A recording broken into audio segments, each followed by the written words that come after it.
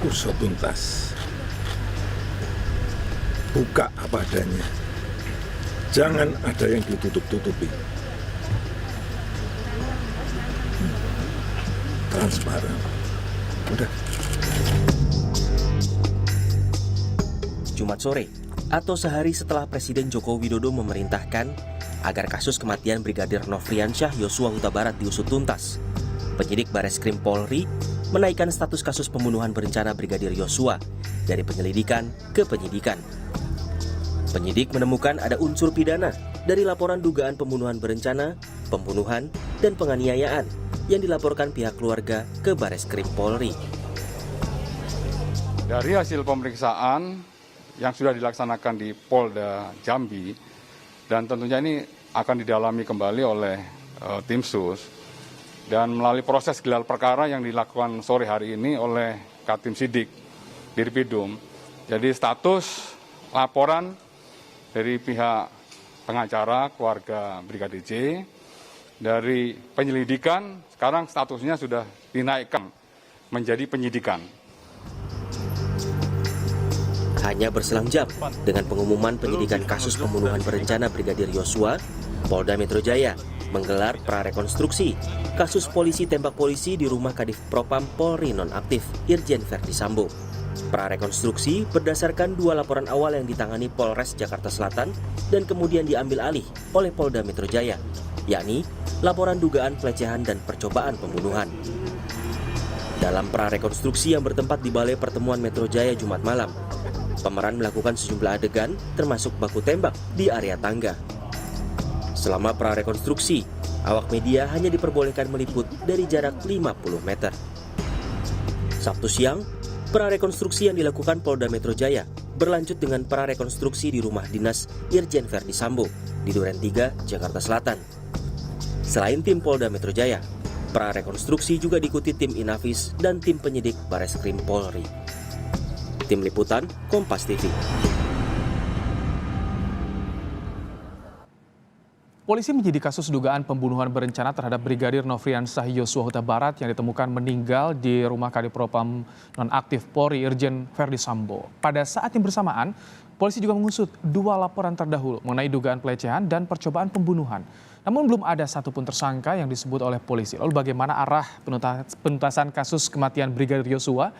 Sudah bergabung bersama kami kuasa hukum keluarga Brigadir Yosua Huta Barat Nelson Simanjuntak dan pakar hukum pidana Jamin Ginting. Selamat petang Bapak-bapak. Selamat petang. Baik, kita ke Pak Nelson terlebih dahulu. Pak Nelson, kabarnya ada bukti baru nih, bukti elektronik baru yang menguatkan dugaan pembunuhan berencana.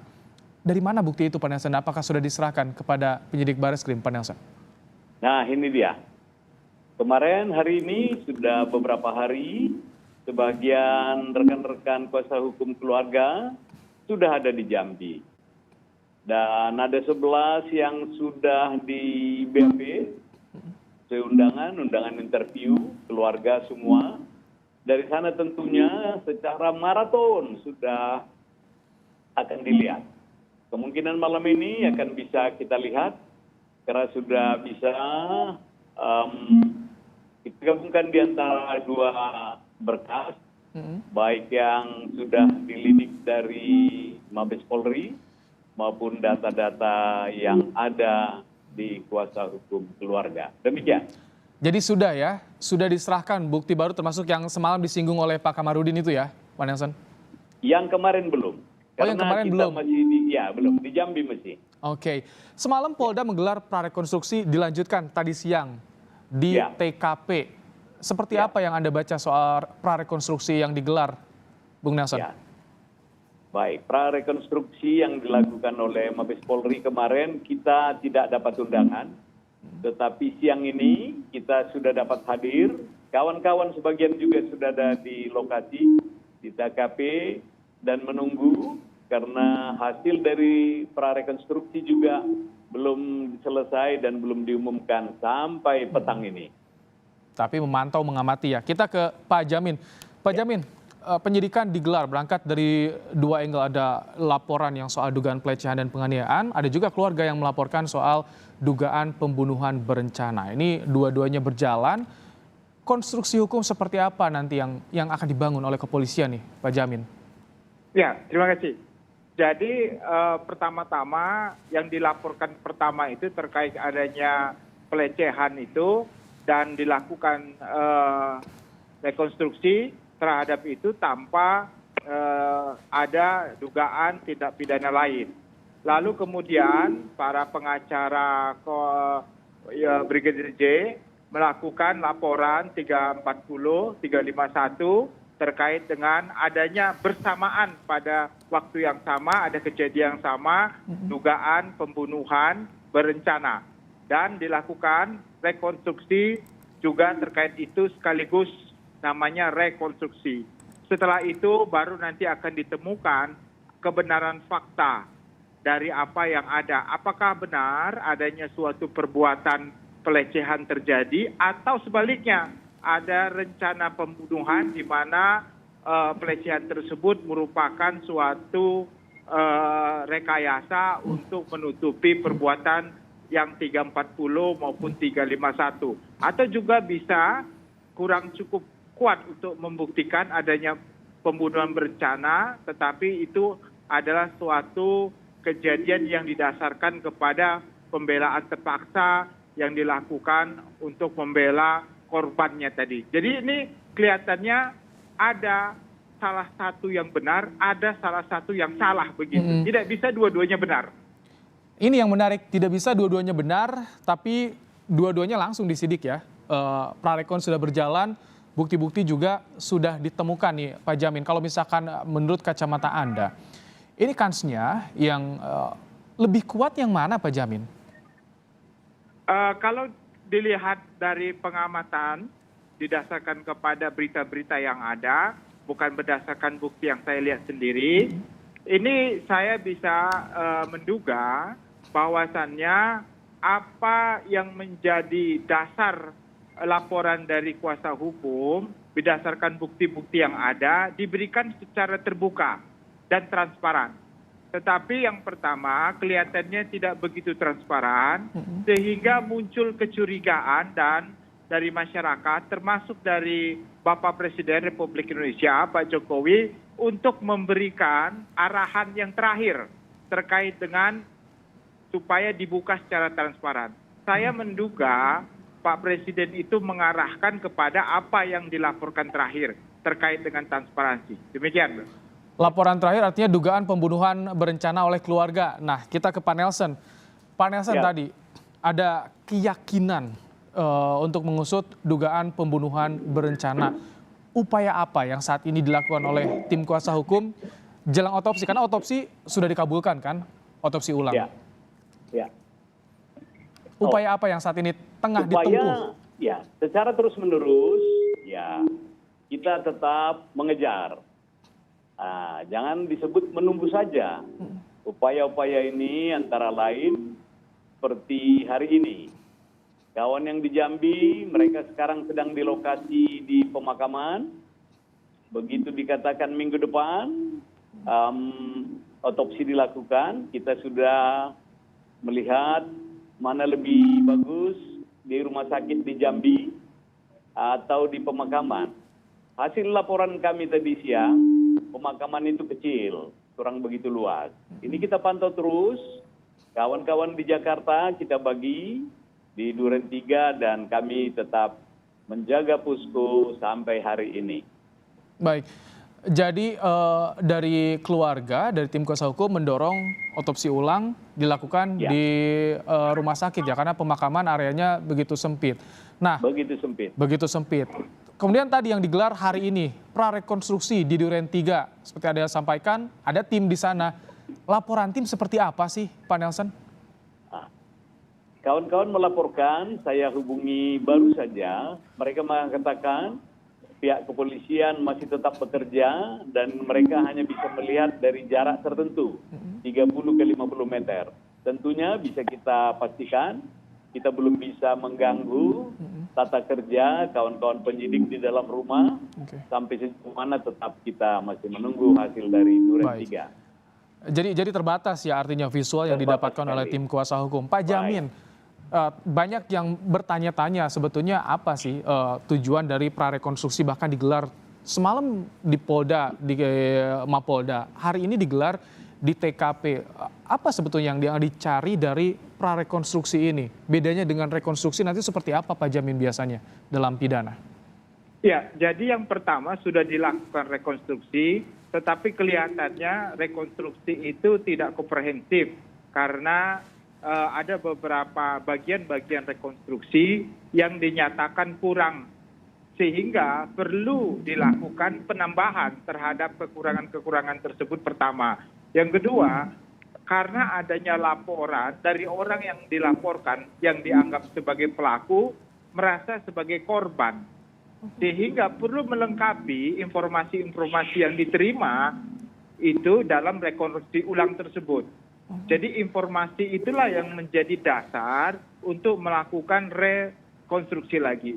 Nah setelah itu nantinya hasil daripada rekonstruksi ini akan menjadikan dasar yang kuat bagi untuk membuktikan bagaimana terkait dengan tempus delicti, bagaimana tempus itu artinya waktu terjadinya tindak pidana, dan locus delicti yaitu tempat di mana terjadinya suatu perbuatan pidana dan bagaimana pidana itu dilakukan, begitu. Oke.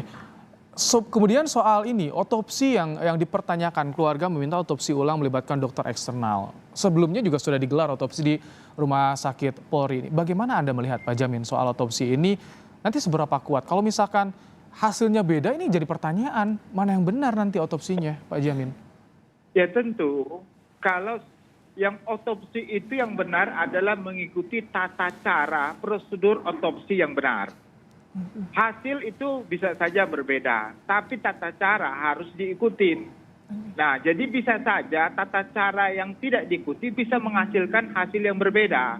Tapi kalau sudah prosedurnya benar, saya kira hasilnya tentu sudah benar. Jadi bagaimana suatu otopsi itu dia bisa dipertahankan autentisitas dan kebenarannya harus didasarkan kepada aturan yang benar dan prosedur yang benar. Itu dulu. Nah, makanya dikhawatirkan otopsi yang pertama itu tidak mengikuti standar prosedur yang benar.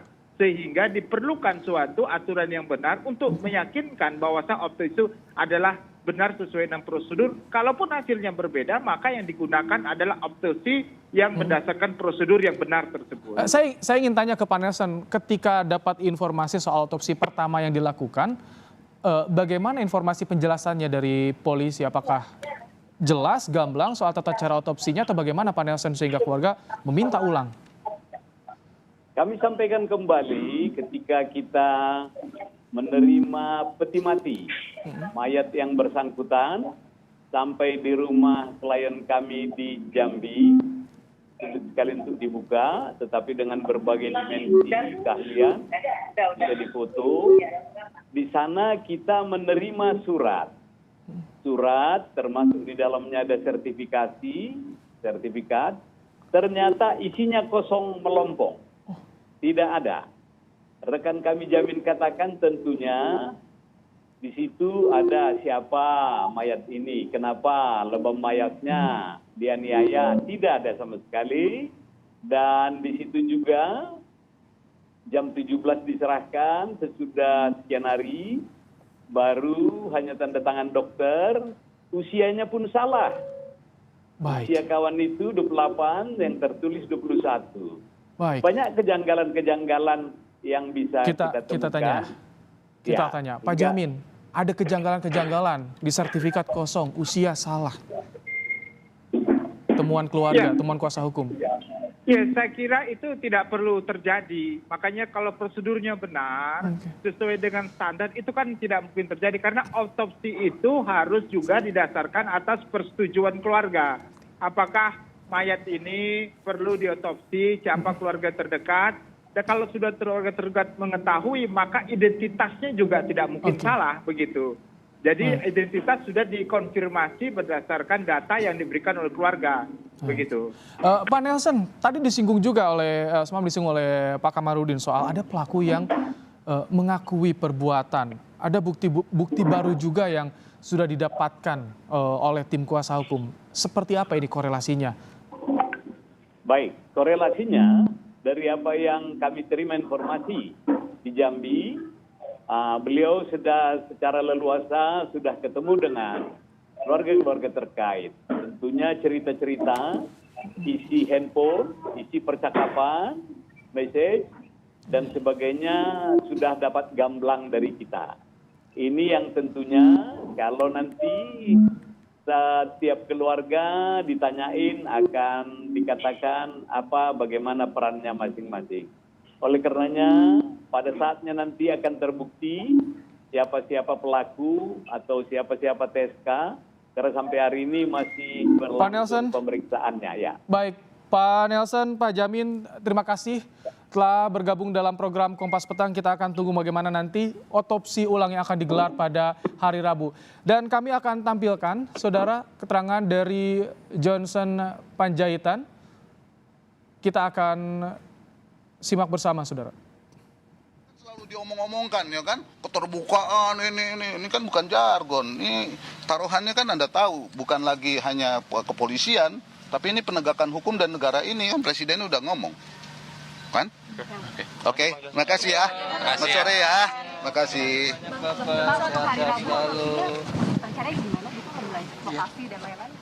Nah, itu dia bagaimana kondisi terkini dari TKP di rumah Irjen Verdi Sambo, saudara, karena hingga saat ini tadi hari ini tengah dilakukan prarekonstruksi oleh kepolisian.